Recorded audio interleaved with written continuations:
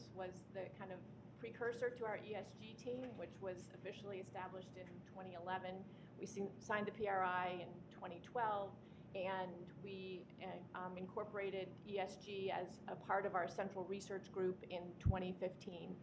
And we definitely have support from the top for this. I think that 4 or 5 years ago, we were really starting to get a big push from our European clients that this was something that was very important to them. And today, again, we similarly have any meeting with clients.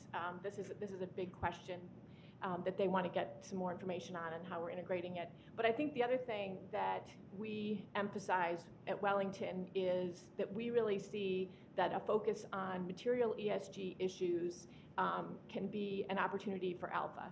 And there's a study, I'm sure many of you are aware of it, Seraphim, that looked at companies that focus on, that there's a correlation between companies that focus on material ESG issues and better returns. And so we think that with our engagements, that's a big part of our day on the ESG team. We're talking to companies.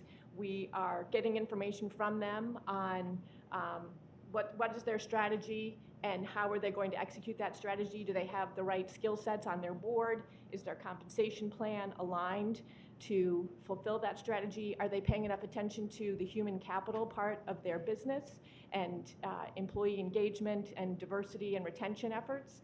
So it's an opportunity for us to get information from the companies, but we also see it as an opportunity for us to be thought partners with these companies, and they will look to Wellington to get our input on what metrics should they include in their compensation plan.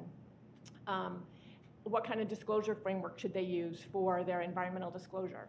And we think that there's a chance for us to nudge companies in the right direction. I'll just give a quick example. There's a REIT, industrial REIT, that I spoke to a few weeks ago that basically takes old warehouse in infill parts of Los Angeles and refurbishes them and makes them available for the logistics industry, which is obviously very big there with all the ports of LA and Long Beach.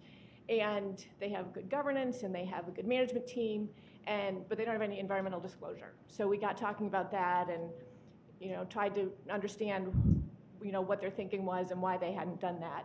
And the CEO finally said, well, we do recycle our buildings. And I said, well, what does that mean? And he said, well, a lot of our competitors, they'll come in and they'll just tear the building down. But we will go in and refurbish it, and we aren't scraping the building, and we think that this is a better approach. And I said, well, have you looked at how much you're saving in steel production and in cement production with this approach that you have? And he hadn't really looked at it that way. And so we encouraged them to put pen to paper and try to analyze what benefit they're providing in this approach. And we really think that if a company has a good story, that they should be telling it, because we think that there's more customers and more employees and more investors who are going to want to hear those stories, and that can lead to Alpha over time.